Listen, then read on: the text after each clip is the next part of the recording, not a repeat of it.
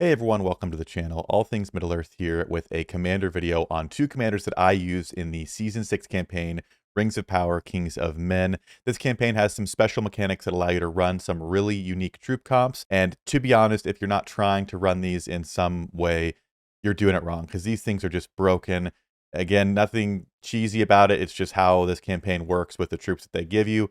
But seriously, if you are not at least attempting to get to the location you can get access to these troops, you're doing it wrong, because these builds are absolutely broken. And pretty much anybody that ran these just across the board was pretty floored by the results, even at pretty minimal respect. The commanders I ran were at respect 5, so these aren't like super high required respect levels.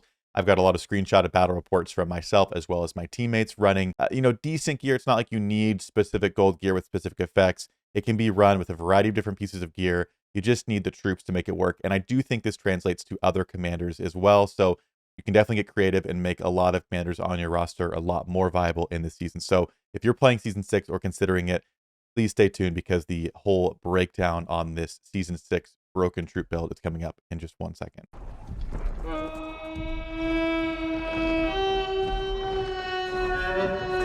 Okay, so like I said, I ran two commanders with this, although I do think there are a few others that can make it work. The ones that I ran this season are Gandalf the White.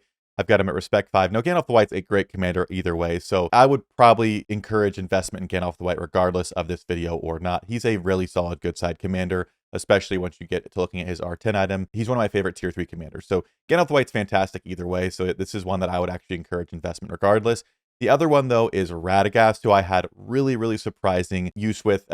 We saw this happen last season as well, but this season I actually got to try it myself. Radagast is not one I would suggest investing in specifically for this, but if you already have a Radagast or you're kind of close to the R3 level, because all you need is R3 for this to work, you can definitely get some crazy use out of him. But since it's kind of limited, in my opinion, to this season, if you don't have Radagast, I wouldn't go try and hard unlock him just to play the season, unless you love this season and plan on playing it a lot. But the two that I ran were Gandalf the White and Radagast. Now, the first thing we're going to talk about in terms of why this build is broken in the season, in the Rings of Power campaign, everybody has access to men and evil men, and it's basically you get the Gondor and the Rune Barracks, so you're going to get the Swan Knights as well as the War Chariots. The big thing here that we're going to look at is the Swan Knights. They are, in my opinion, the best tank in the game. They're extremely tanky. They have the protect, so they, for the first 3 rounds, they protect all allies. They have crazy defense. They're not super slow like trolls because they're mounted. They're just a fantastic tanky unit. So this is one part of the build. The next unit that's part of this build is the Reapers. The Reapers are, in my opinion, one of the best evil side troops in the game. And now, again, this campaign is a non-role play campaign. So if you're playing it or considering it, you're going to have access to all these different things. Just like I said, you have access to the evil men and men barracks to start out with. This will be one you hire from a field barracks. It is the Reaper. Now, the Reapers do extra damage round 5 and beyond. They deal 70% extra damage, as well as prioritizing enemies with the lowest defense. So paired with the Swan Knights who protect in the first 3 rounds, that gets them really close to where they start doing some crazy damage. So the Reaper Swan Knight combo by itself is really good. Now, if that's all you had access to, you could run a random third troop type, or there are some other options that I've tried out that I think you'll still get really good results from. So definitely, consider running that regardless. But the next troop we're going to talk about, if you have access to, I think absolutely breaks this build. Now, the troop that I'm going to talk about as the third support troop for this build is the War Drummer. The War Drummers spawn in a few locations on the map, up north in Angmar, as well as some in the Dunland area. So if you're starting or getting ready to go to campaign, I would seriously consider spawning somewhere that has close access. This season, we started around this area here, so we kind of had a north and south access point to them, although we've ended up losing most of that. But seriously, the War Drummers are, in my opinion, the most broken troop in the game. They have, on each round on their own turn, the allied units in the army deal an extra 20% damage, so those Reapers are going to deal an extra 20% damage, as well as a chance to remove a debuff from all units every single round. So they're just like the best overall support troop in the game. And that combination with Swan Knights, Reapers, and War Drummers it's just busted, to be quite honest. Now, in terms of the actual troop comp you're going to run between 750 and 1,000 of the Swan Knights. You're going to run between 500 and 1,000 of the War Drummers. If you have a lot of both of the War Drummers and the Swan Knights, I would just go with 1,000 each, 1,000 Swan Knights, 1,000 War Drummers, and the rest Reapers. This was a build for me that was a little bit more budget friendly as I was running out of the War Drummers. But again, having about 1,000 and a little bit more tank just makes sure they get the job done. So this is the troop comp, but you can fluctuate a little bit. You still want your most heavy troop to be the Reapers. So if you get too low on the Reapers, I think it's going to start to struggle. So if you can't do it, you wait till you have the Reapers to do it. Don't try and throw in like 2,000 Swan Knights and 2,000 War Drummers. Make sure you have a really heavy amount of Reapers.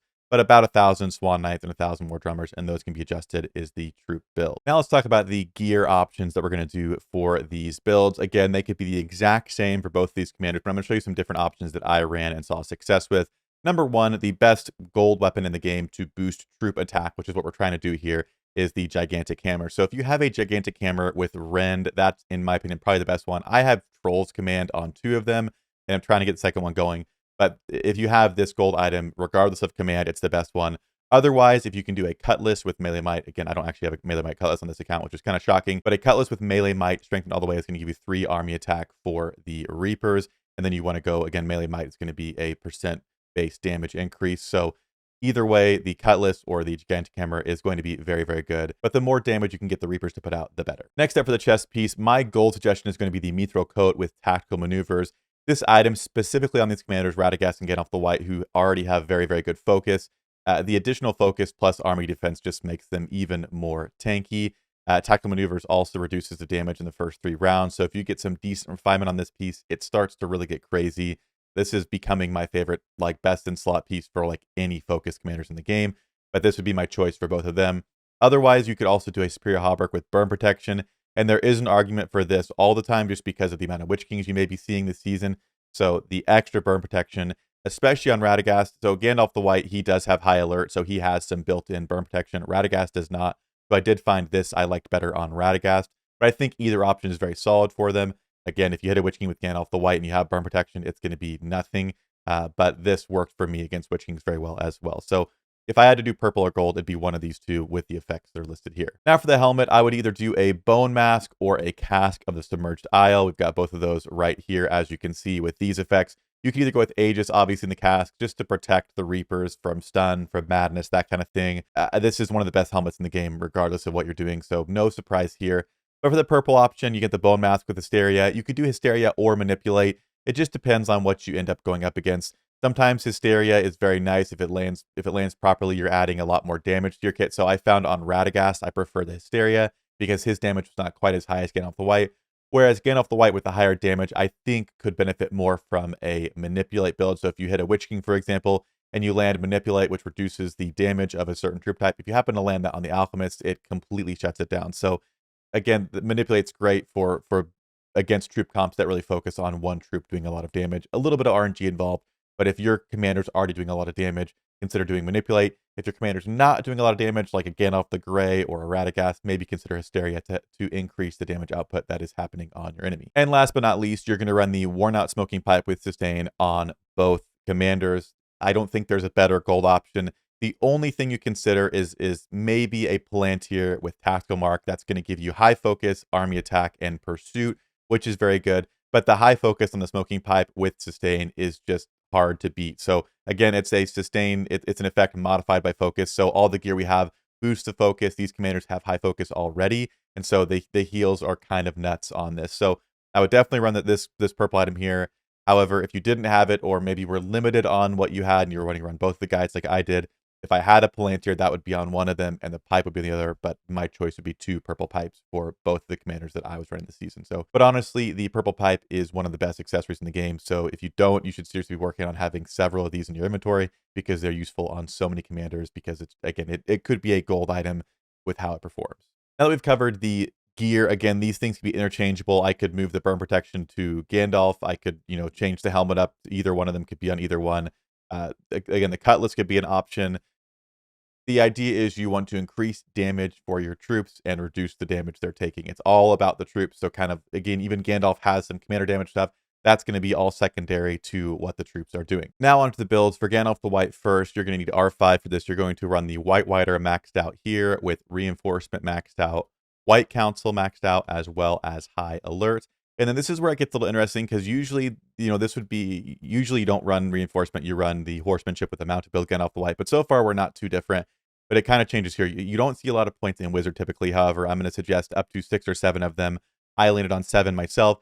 So I'm going to put 6 points into the White, that allows me 1 point into blindside for a stun and 3 points into magical barrier for some extra defense. It's 9.8 defense modified by focus, which we've already talked about being very high on both these commanders. So the extra focus is very, very nice. And then Wizard, the reason we're doing more points in Wizard is because, first of all, 1 point gets us a stun. So usually you just run 1 point or 2 points and then 1 point into Surge because that procs more damage on the white. However, we're not focusing on the white. So I put everything else into Wizard because what we're really liking here is the stun with the defense down, because this 23.3 defense can really affect how this goes on certain troops. That really helps you just cut through them really, really quickly. And again, I was a little bit skeptical when this was suggested to me, but I found that the extra points in Wizard just seriously, I was floored by the reports that I was getting. So try this out. It seriously was broken for me. Now for Radagast, it's pretty straightforward for him. You only need R3 for this. It is going to be the complete R3 tree. You have Healer with extra recovery received with Army HP. You have Cleansing Touch. You have Relief. And then the Brown with Haven and Pacifism. Pacifism is an allied and immune unit negative damage, so it's a negative effect on yourself as well. So if you did have something like a Tranquility Helmet, that could be very good on Radagast because that you can cleanse this negative 28% off of yourself, but it's not necessary. There probably could be a consideration where you drop these points down and put more into Wizard like we did in Gandalf the White to bring the defense down, but I don't know if you want to trade this, this damage here. The reason Radagast works is because he's so tanky and the Reapers are just so good. But best case is if you had a higher respect Radagast, if you had a Tranquility Helmet, you could get something really crazy going. But this just like at R3 with a point into Wizard at least for a stun is pretty broken. Again, my Radagast is at 46. So if I took away 2 respect levels, I would at 46. You need level 47 at respect 3 to run 1 point Wizard and max out both of these trees. But that's the build for both the commanders we're going to look at today. And last but not least, we're going to go rapid fire through some battle reports. We could spend hours arguably going through each little detail of each report, but that's going to make this video way too long. So we're going to go rapid fire here. If you'd like more information on either of these builds, make sure you're in the Discord because it's a great place to get connected, and I can connect you with people who ran these builds all season long. If you have questions yourself, or maybe you're running it and having some issues and want to know if there are adjustments you can make, that's a great place to do that. But without further ado, let's go ahead and go through a little bit rapid fire here. Again, this first one is JT's here. Again, huge shout out to him for he's the one that convinced me on stream to try this out. This is his build. So again, slight different gear variations. So you can see this thing works with a variety of different gear pieces. In fact, these two, the weapon and the armor are both different than the ones I suggested, but he had some amazing reports as well. So here's his right here. First up, we have against a Radagast. The Radagast actually running the build we're talking about here, but Gandalf White had the better trade here. Here is the Radagast build, just so you can see. We're going to go rapid fire, but I just want you guys to see these aren't just like fabricated reports. They're legit reports with legit builds.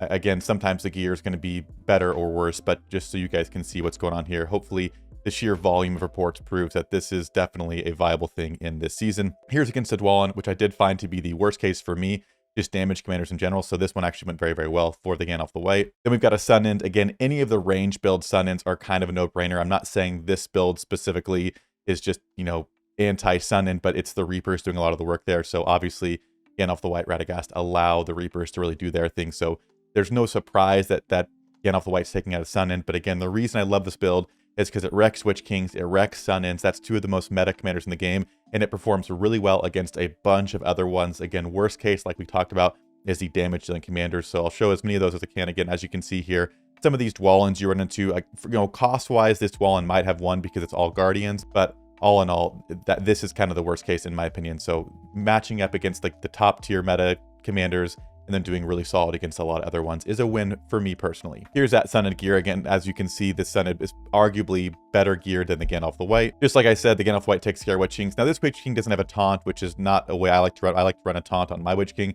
but I personally hit Witch Kings. There are a couple other ones in here. This build will do just fine against Witch Kings as well. So here's a great report. Again, not the whaliest gear here, but it's the correct build and it's got the correct best in slot gears, even if it's blue, which again, sometimes people think that blue is bad, or they'll run non-upgraded gold gear, and really blue is actually better than that stuff. So this is still a really solid build. But again, Gandalf the White, no issues, no losses, full wipe. Here's a Gil-galad. Again, this Gandalf White did not have Pursuit, so just doing well. If it's a ranged build, Gandalf the White's going to do very, very well without needing that Pursuit, and arguably more whaled out Gil than the Gandalf the White anyway. So again, it doesn't really matter what you're going up against. If it's, same types of gear, even more like whaled gear, you're going to do very, very good. Here isn't a Isildur here. Again, you get the idea. The range builds are going to struggle against this. Here's a Gandalf the Grey, another heavier range comp the gear and skills right there for this one. This is a different Gandalf the White. This is Law's Gandalf the White, so shout out to him for sending me some reports. So this would be kind of if you were running the R10 item on Gandalf the White, if your Gandalf the White was a little bit more invested, just so you can see this is still viable and still with the R10 weapon, what I would suggest running on him. Obviously, you do put the points into the white because you want that extra proc from the white, the focus damage you get from the R10 item. So this, you kind of run a mixture of both those things, but obviously if you're highly invested, you have the respect to do so. But the same troop build here, again, just absolutely crushing a Sun End. Not a bad Sun End at all, but just, again, yes, there's a gear difference, but still, you just see this happening over and over again with these Sun Ends or Gandalf the Grey, Isildur, whatever it is. Here's a King Aragorn. This is a very whaled King Aragorn. Again, the worst case for this Gandalf the White build, and Radagast as well, is going to be those damage commanders because they don't really reduce physical damage. So the commanders are allowed to do quite a bit of damage. As you can see, like I said, a very whaled one. It's an interesting build. To me, it's not like a full damage build. It's a little bit hybrid, but it did very well. And running tier 2 troops, this is definitely a win for that. But again, this was kind of worst case. And if you hit a very whaled, high respect commander and don't get wiped, it's usually not a bad day. So this was that report there. Here's another Witch King right here. Again, a little bit of a gear difference, but still you get the idea. Even if the gear was the exact same on both sides, the Gandalf the White, the Radagast is going to do very, very well because you have that burn protection usually either on the gear or on the skills or sometimes both. And that paired with the Reapers targeting the Alchemist just makes it a very, very quick process. Here is a kind of whale versus whale one. Again, I showed you Laws here, but this is the Sauron here. About as whaled as can be, just a very high focus damage Sauron. And again here, the Reapers just absolutely tearing things up. So very, very nice report there. This is my Gandalf the White, the one we showed earlier in the video. Again, a little bit slight variations in the troop comp, but as you can see against a Dane, doing very well here. A very decently geared Dane right there. We've got a Khaldun. I did find that Khalduns were one of the ones that you could struggle against because, again, Khaldun reduces a lot of physical damage. The Reapers are putting out physical damage. So depending on the gear and respect level of the Khaldun, they could be a bit more tricky. But in this case, again, it was still a draw in my favor, so I wasn't upset with this one. Here is another damage commander. Again, this one, I think resource-wise, I won because Mumakil are so expensive. But again, just the damage commanders definitely took the biggest chunks out because there was no way to reduce the damage that Dwalin himself was putting out. But still, cutting through a chunk of this Mumakil, this is an absolute resource win for my Gandalf the White. As you can see, again, a very high respect. I think this is a respect 15 Dwalin with pretty much best in slot gear across the board. So no issues with this build at all that we ran up against. This is a little bit of a cleanup, but just another one that I had here. So again, a very decently built Sauron, but absolutely cleaning up with almost no losses. This one actually was an Alchemist Reaper combination. So just in case you don't have War Drummers, there are variations you can run that have Alchemists and Reapers. There could also be any other like third troop you want to put in there. The War Drummers, in my opinion, just make the best use. It really boosts the Reapers. But in this situation, I was just using what I had left. So here, this was just an example of that happening a little bit. Here's against another Gil. You can see, again, no pursuit on my Gandalf the White. A very decently geared Gil as well. And again, just because it's the ranged focus, the Reapers just knock those things out. Again, this was that Alchemist Reaper combo. So no War Drummers here either as compared to some of the previous ones, but still doing just fine. The Swan Knights are tanky enough. The Reapers take care of the back line. And Alchemists themselves are just like, they ignore defense because of their burn damage. So this is another very acceptable report for Gandalf the White. Now on to some Radagast reports. I don't have as many of the Radagast personally. Again, I ran him earlier in the season and didn't save those reports like I've said a few times now. But just to give you some rapid fire, like quick ideas, again, Radagast, I found in my experience and from what I saw from everybody else, is Radagast just was more tanky overall, but put out less damage than Gandalf the White. So sometimes that's better, sometimes it's not. But again, I think everyone has been surprised in the last 2 seasons to see Radagast, who's kind of a meme at times, getting really, really good use at Respect 3. No Eagles, nothing like that. Just the exact same build right here. Here's against a Gil-galad. Again, no pursuit on this Radagast. Again, you can see right here, this is the build for the Radagast. No pursuit there. And just cutting through this very, very easily against a more whaled out Gil for sure, and having no issues here. Here's a King of the Dead. Again, a kind of more interesting one. Again, the King of the Dead was actually very, very whaled out. So this just, it is more Radagast just being tanky than anything. But still, typically you hit something this whaled, it's going to be really hit or miss for you. So the fact that Radagast didn't get wiped, I thought was pretty impressive. So I wanted to share just a variety of draws, wins. I mean, there are no outright losses, but even draws that were kind of close to a loss, I want to include those as well. And now I just have some more like quick screenshots of the final reports here. So as you can see, here's Radagast versus the Witch King. Here's another Witch King. Here's a Gandalf the White, a mounted one. Here's another Gandalf the White. Here's a Sun End. Here's a Gil-galad. Here's a Witch King. Another Witch King. This is the gear on that last Witch King report, which is actually from our last season. But just to show you a Respect 3 Radagast. This is like that kind of more basic geared one against this like Respect 20 Witch King with whaled gear. He's just that tanky. So this translates to other things. We have more reports because these are the ones that we had access to. So you're going to see a lot of the meta commanders, the Sun-Ins, the Witch King, those kind of things. But if you're hitting other commanders who aren't meta or aren't well built, I mean, you're going to absolutely tear through them even more so. But this is definitely the highlight reel a bit. But I'm trying to show some that are also, you know, not best case for them, like against damage commanders. Here's another Sun-In, and I believe this is our last report. Again, like I said earlier, this kind of has to be rapid fire for the sake of the video. But if you want more information on these reports, please join the Discord. It's linked down below. Seriously, just at me. Once you join the Discord, at me, and I can get you in contact with any of these guys who ran these builds, some of them for multiple seasons now. If you have questions, if you're running it, if you're not liking it, if you're liking it, maybe you have some reports to share yourself, please let me know. Maybe comment down below, let me know what your thoughts are on these and if there are things you'd like to see in the future. Again, trying to cram all this into a video without it being, you know, 45 minutes long is kind of a task. So hopefully you enjoy the rapid fire battle reports at the end. But as always, I appreciate your time, and I'll see you in a future video.